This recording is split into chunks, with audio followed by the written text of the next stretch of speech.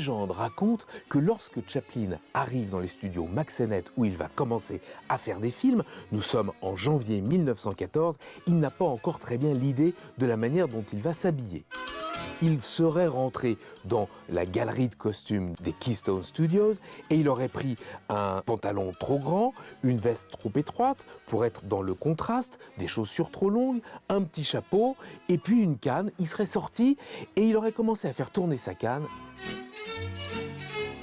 Et là, la légende, toujours, raconte que les gens sur le plateau se sont esclaffés de rire. Avant même que Chaplin ait tourné une image, le costume avait fait le personnage, l'habit avait fait le moine.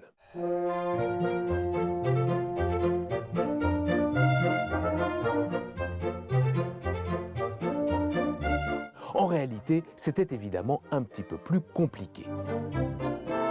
En fait, Chaplin avait déjà expérimenté ce type de costume sur scène avec la troupe Carnot, où il était souvent déguisé en vagabond, lui ou sa doublure qui était un autre Anglais qui s'appelait Stan Laurel. Chaplin n'a que 25 ans en 1914. Alors Chaplin se fait une moustache et il va même faire des traits noirs le long de ses joues pour donner le sentiment d'un personnage plus ridé, un personnage plus mûr qui ressemble plus à son public et qui, d'une certaine manière, donnera des coups de pied au derrière des policiers à la place de ses spectateurs. En gros, qui se ressemblent, s'assemblent et le costume de Charlie Chaplin, c'est le costume de tout le monde.